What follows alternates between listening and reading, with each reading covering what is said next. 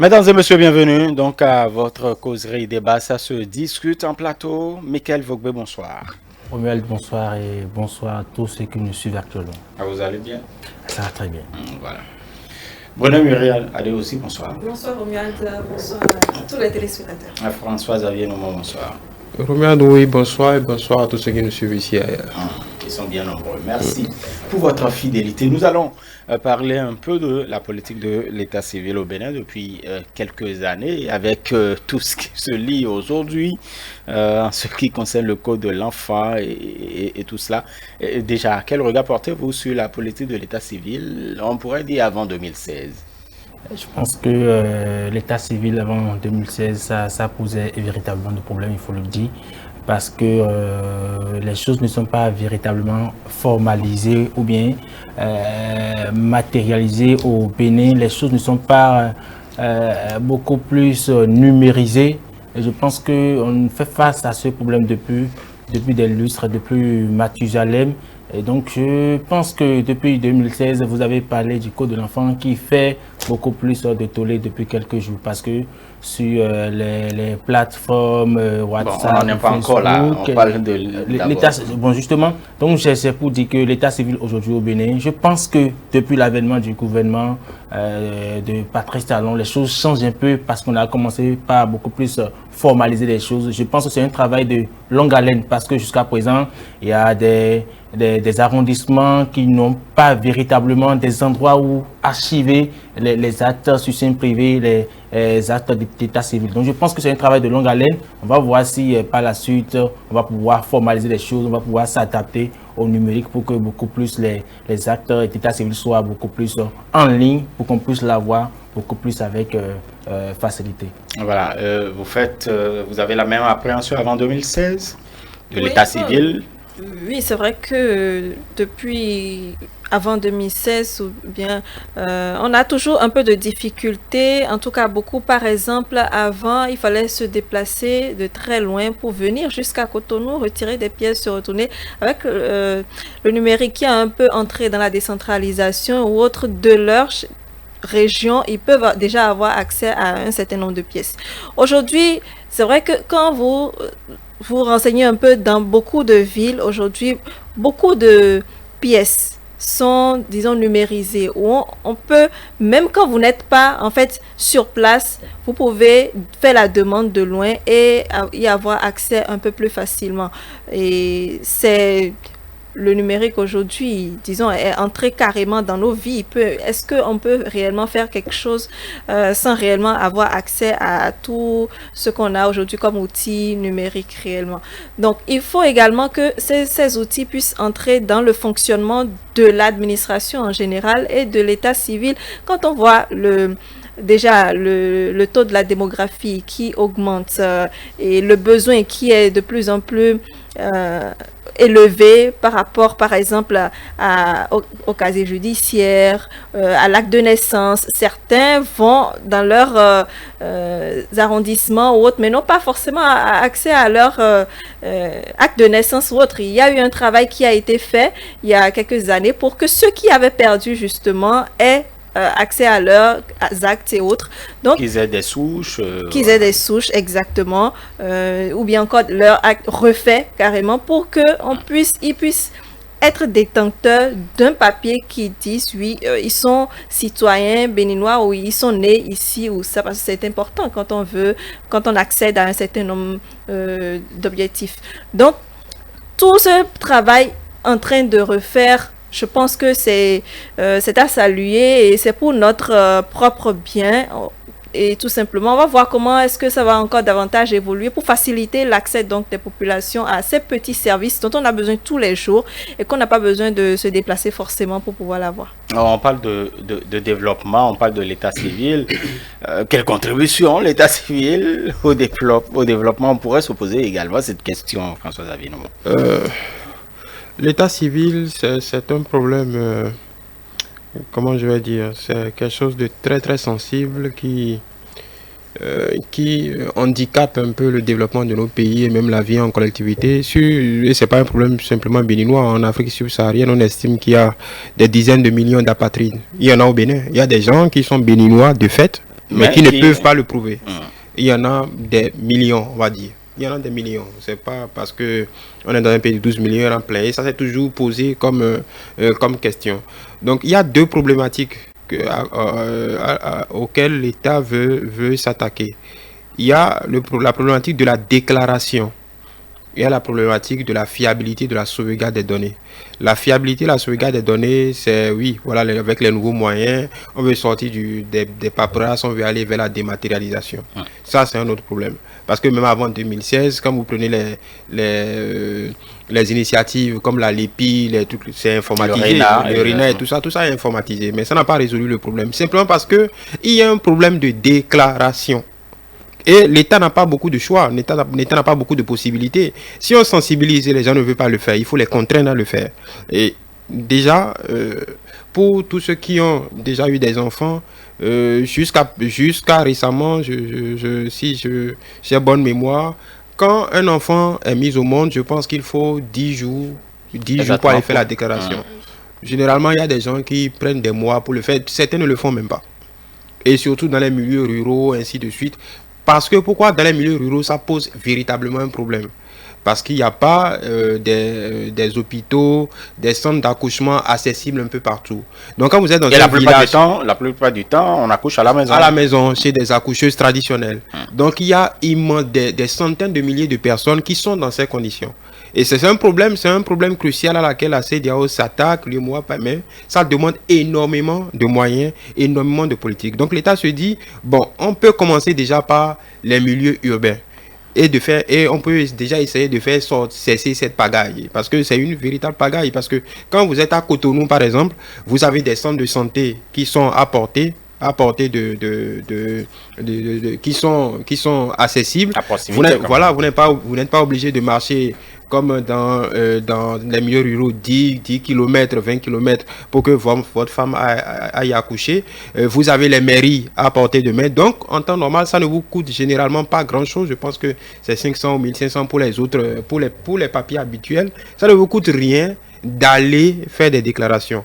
Le problème, c'est que non seulement les gens ne font pas les déclarations à temps, et puis quand les déclarations ne sont pas faites à temps, il faut repasser par le tribunal. Tout le monde n'a pas le temps, les moyens, ni les informations nécessaires pour passer par le tribunal. Vous vous souvenez des campagnes foraines qu'on a fait dans ce pays pour permettre aux gens d'avoir des actes de naissance.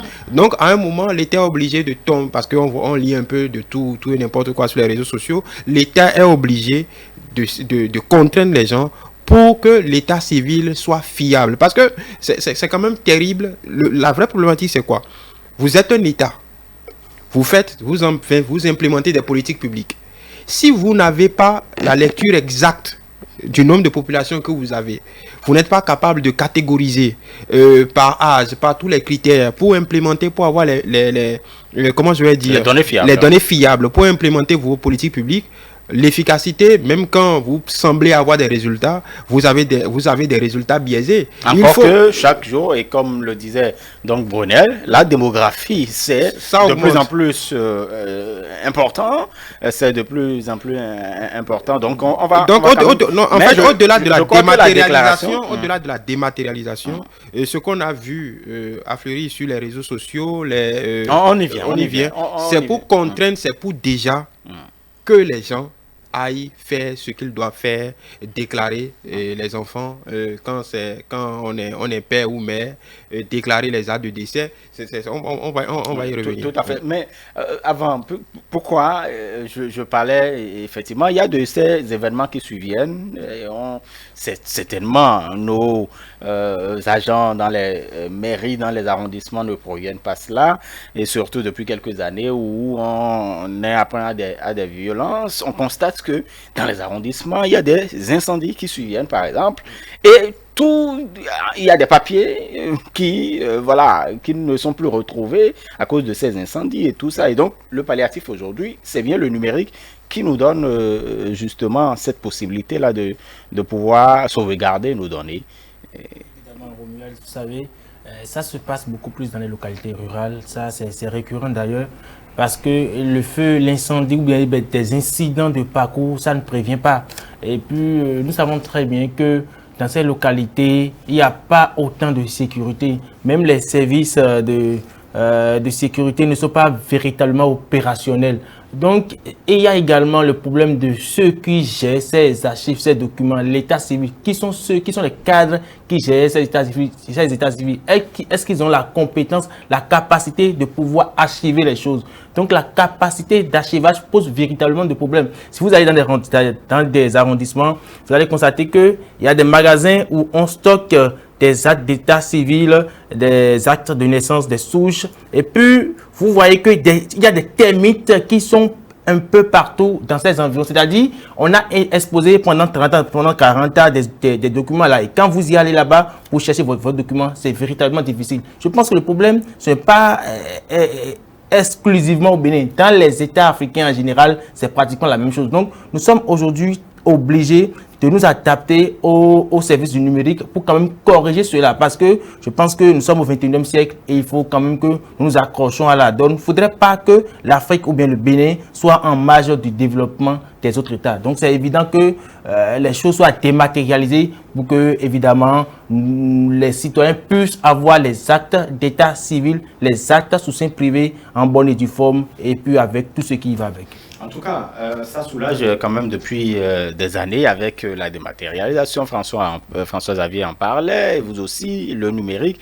Est-ce que ce n'est pas un objectif qui est bien connu quand on sait que l'État ou le gouvernement a mis en place quand même un ministère en charge de la digitalisation et puis de l'économie numérique?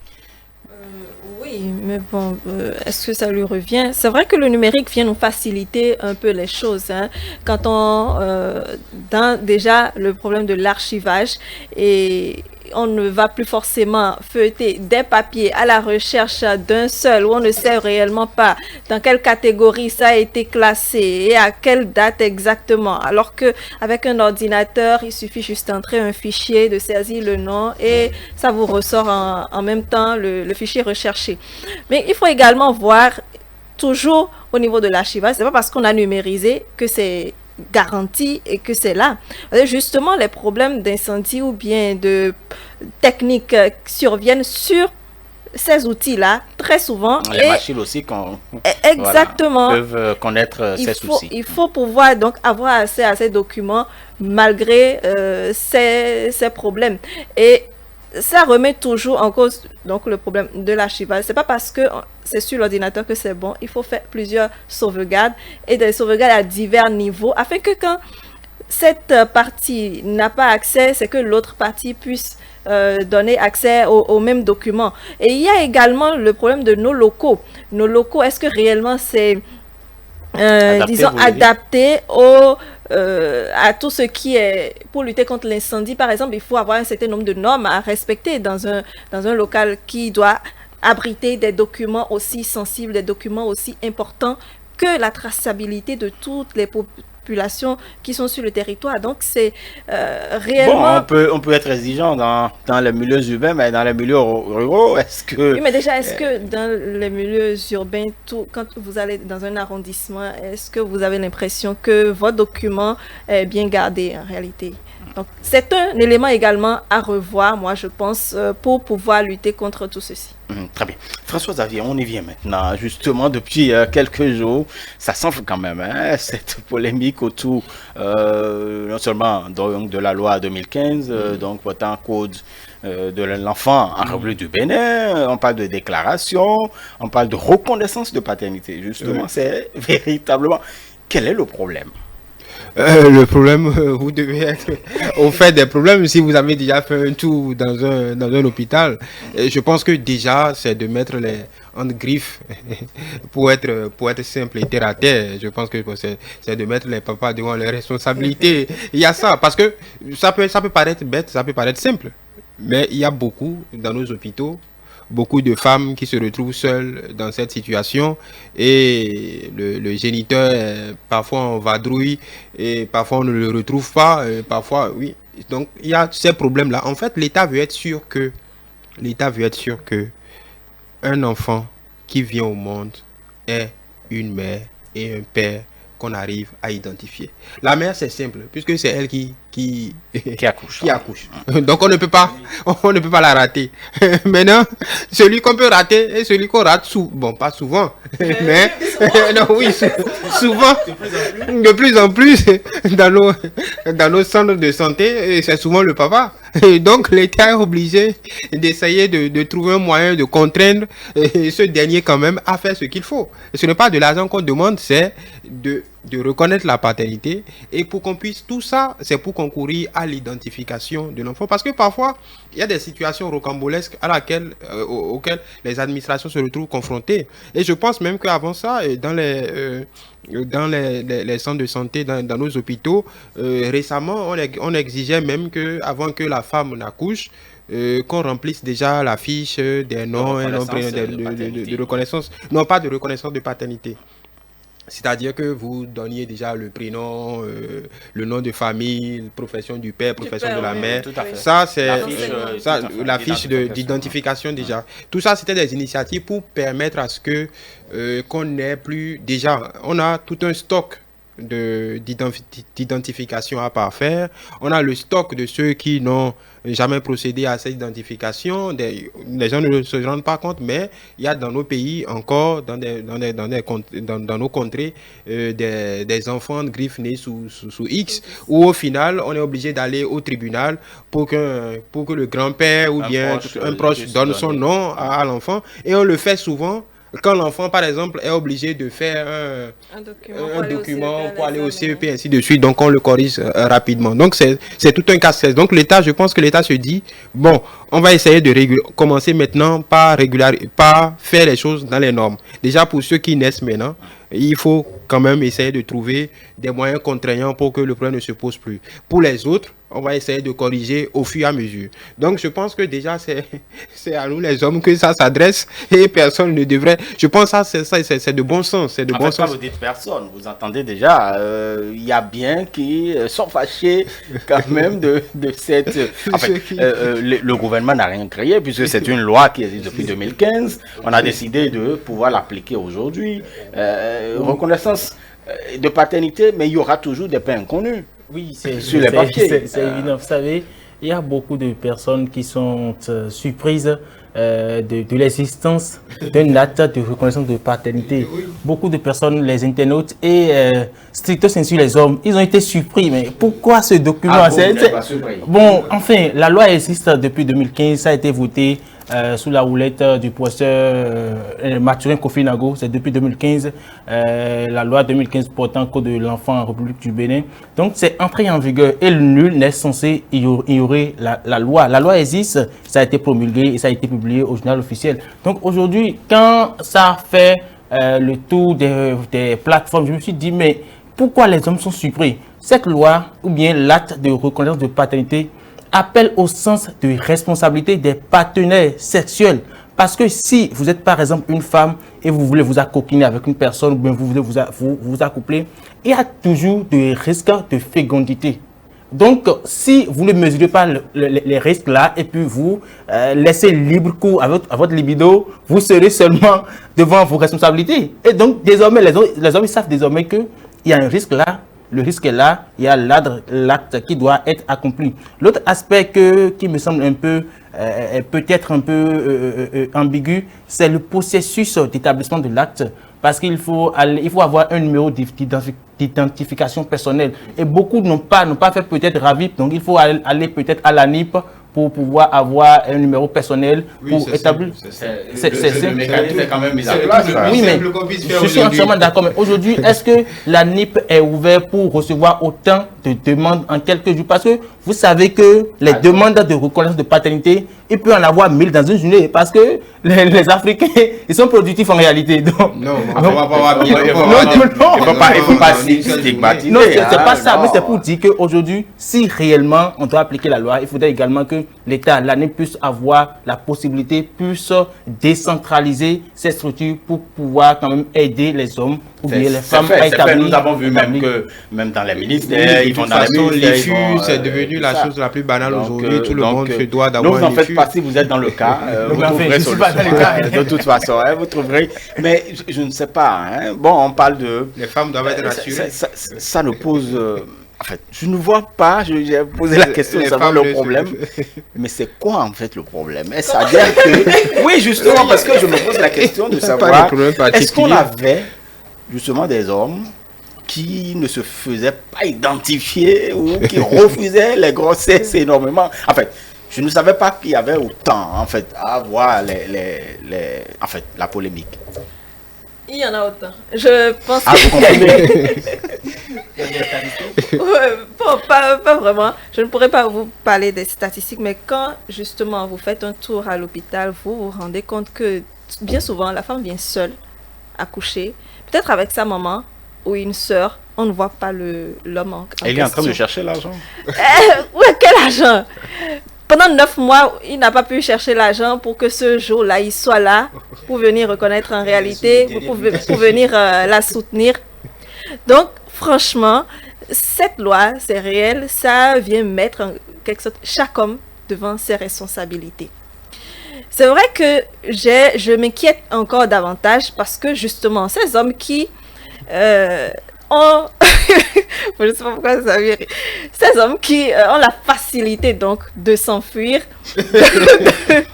de prendre leurs jambes à leur cou, faire le processus, aller prendre le numéro, aller chercher l'affiche, remplir et venir à l'hôpital dire je suis le père, je me demande si réellement ça montre votre sens de responsabilité. Oui, c'est vrai, mais est-ce que ça facilite réellement les choses? Est-ce que ça les contraint? Parce que s'ils ne le veulent pas, ils ne vont pas y aller.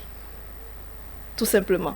Parce que déjà, ils ne vont pas à l'hôpital. Pourquoi aller faire un tour, faire tout le tour pour venir reconnaître? Peut-être que pour avoir beaucoup d'assurance. Et est-ce que, justement, c'est vrai aussi que certaines femmes, quand elles vont accoucher, elles peuvent attribuer le nom d'un kidam, de n'importe qui, alors que ce n'est pas forcément sa grossesse. Ça vient aussi un peu régler ce souci-là, parce qu'une femme ne peut plus donner le nom qu'elle veut à l'enfant. Donc, il faut nécessairement que l'homme vienne. Donc, c'est pour décourager... Elle peut trouver un parrain. Ah, bon, oui, s'il est présent. C'est-à-dire que trouver quelqu'un d'autre en réalité, il vient pour dire, voilà, telle chose. Oui, que je suis l'auteur. Oui, mais ce serait une fausse déclaration. C'est une déclaration devant l'administration. Ça va le suivre toute sa vie. Absolument, donc, ça va le suivre toute sa vie. S'il est prêt à prendre cette responsabilité, c'est tant mieux.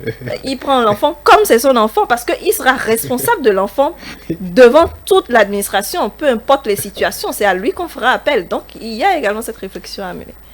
L'état civil, la restructuration de tout ça dans le développement. Il n'y a pas d'État, il n'y a pas de développement sans État civil fiable. Parce que, encore une fois, je l'ai dit au début, aucune politique publique ne saurait être efficace sans avoir une visibilité claire sur les... Parce que quand on dit politique publique, ça s'adresse aux populations.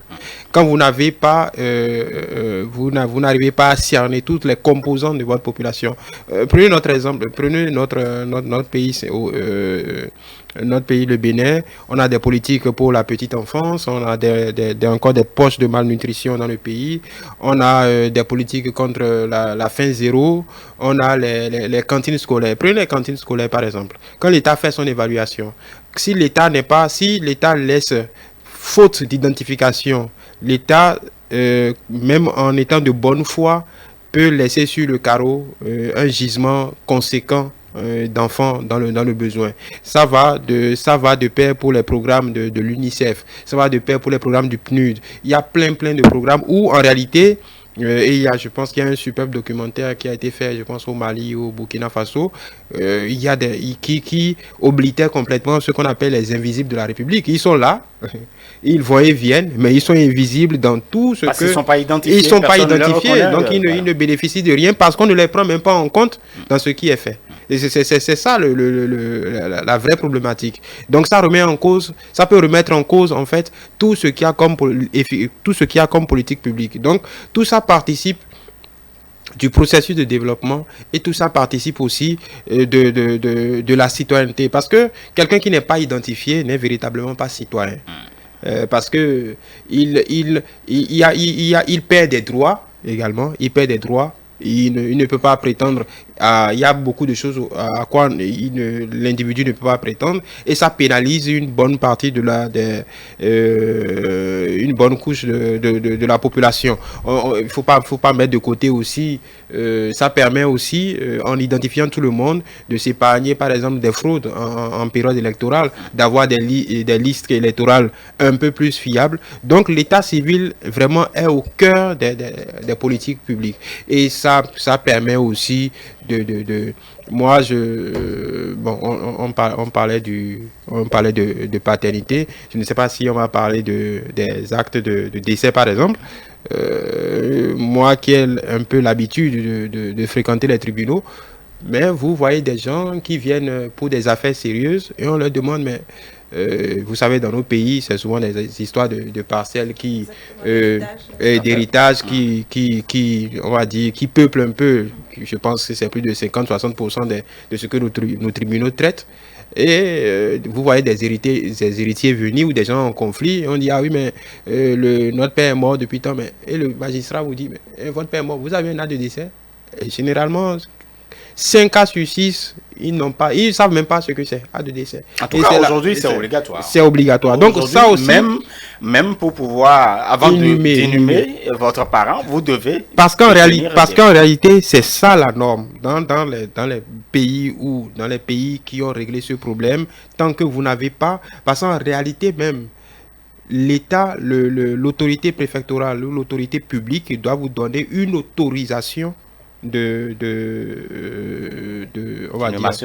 d'inhumation. C'est vrai que c'est réservé à certains cas litigieux, si on va dire non, ben aussi le corps fait objet de litige ou d'autres problèmes. Mais ce sont des choses qui peuvent sembler basiques aux gens, qui peuvent sembler inutiles ou bien pompeux, mais ça participe. Et donc en réalité, on est dans un processus de modernité. Non, de normalisation. Ailleurs, c'est tout à fait normal. Parfois, dans les pays développés, on va nous prendre un peu pour des... On est dans un processus de normalisation. C'est-à-dire que des choses qui doivent être faites sont aujourd'hui en train d'être mises en place pour que la société aille dans le sens où elle devrait aller normalement. Pour que dans quelques années, ces choses deviennent banales, normales, logiques. Très bien. En tout cas, au début du RAVIP, on parlait de cette carte qui nous simplifie la vie. On a quand même constaté un engouement au niveau de la population. Quand vous voyez le monde que ça donne au niveau de l'année, on ne pourrait pas dire que la population quand même n'y adhère pas. Oui, est-ce que le problème c'est quoi? C'est que la population ne mesure pas évidemment l'envergure, le rôle que cela pourrait évidemment jouer dans le quotidien. Donc, je pense que ça pose un problème de vulgarisation et de sensibilisation. Parce qu'il faut sensibiliser, mais est-ce que la majorité de la population arrive véritablement à recevoir l'information, à reconnaître l'importance des pièces d'état civil ou du RAVIP ou bien de tout ce qui entoure l'état civil? C'est là la véritable question.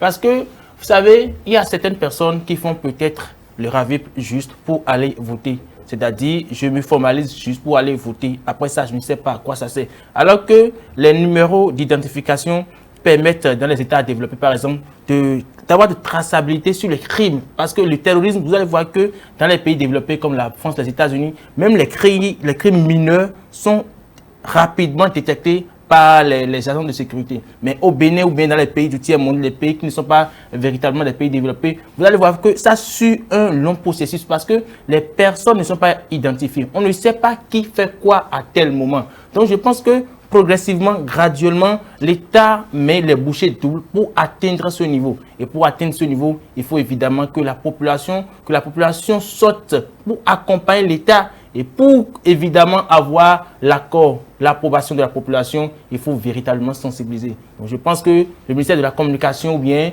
le TECOM devra beaucoup plus travailler pour vulgariser ça. Parce que je ne vois pas quel État s'est développé dans le monde sans avoir des fiches d'identification, sans avoir des pièces d'état civil formelles numérisées. Donc je pense que le Bénin quand même vers... La naissance sécurisée existe désormais, votre casier judiciaire, vous pouvez l'avoir numériquement, un certain nombre de choses. Donc, les choses changent véritablement. Et donc, pour vous également, une politique de sensibilisation. Oui, c'est vrai. Pour faire dissiper ces incrédulités, ces polémiques, faire taire un peu. Parce qu'on écoute quand même beaucoup de choses cette fois-ci, ces jours-ci, j'allais dire. Oui, c'est vrai que même si la loi existe depuis 2015 ou bien d'autres lois qui sont antérieures et que ça surgit de nulle part, ils se demandent mais quand est-ce que ça a été voté? On commence à s'inquiéter de comment est-ce que ça va se faire, qu'est-ce qu'on veut encore nous obliger à faire ou autre, un peu comme dans ce cas. Et c'est vrai, j'avais oublié tout à l'heure que justement ces enfants qui sont illégitimes, bien ces enfants qui dont les papas en fait on fuit non, pas forcément. Vous savez, il y a des enfants que les papas ont bien reconnus, mais en réalité la famille ne les reconnaît pas ou bien la famille ne les connaît pas forcément comme étant l'enfant de leur frère ou bien de leur famille, ne voit pas leur accessibilité, leur légitimité dans la famille à avoir accès à quoi que ce soit lors d'un problème quand le papa décède ou autre. Il y aura un héritage. Exactement. Et donc ça vient régler également ce problème parce que justement il parlait de tribunaux et ces problèmes sont légion dans nos tribunaux à régler.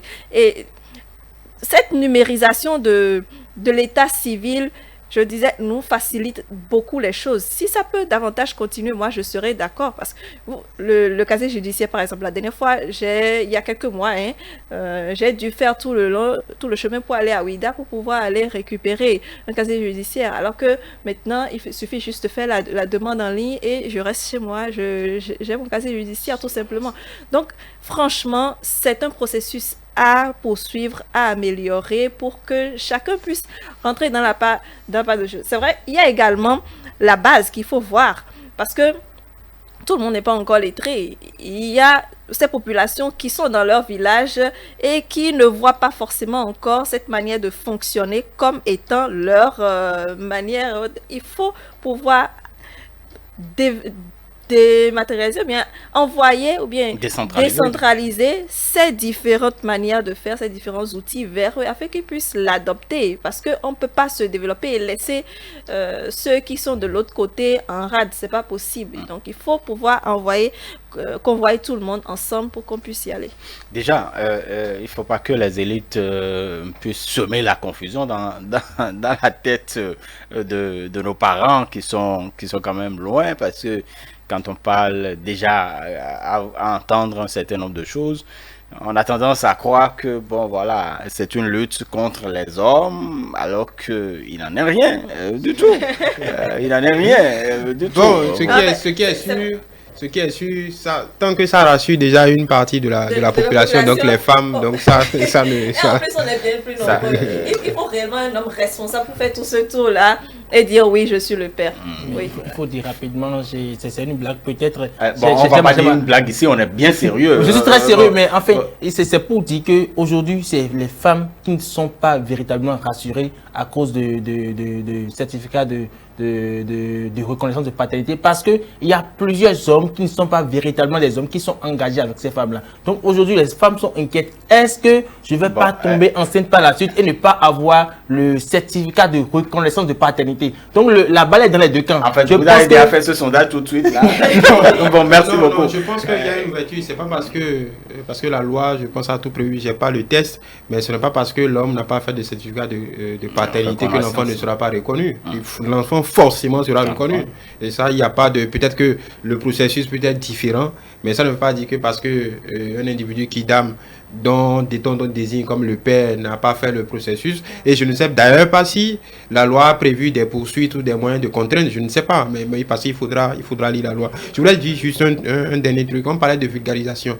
Il faut dire que les gouvernements successifs ont mis beaucoup de moyens, parfois à fond perdu, pour faire ces campagnes-là, les campagnes foraines dans les villages, ainsi de suite, pour expliquer, pour identifier les gens. Mais je pense aussi également que ça produit l'effet contraire. Parce que à force d'aller faire l'épi, non, le Ravik, c'est Réna. Réna. Donc à un moment, même ceux qui ont toutes ces cartes-là se perdent dedans. Pourquoi on nous demande encore d'aller faire une autre carte? Et le RAVIP quand il s'est agi d'implémenter le RAVIP, l'État a eu un peu de difficulté à convaincre les gens d'aller le faire, mais ils l'ont fait.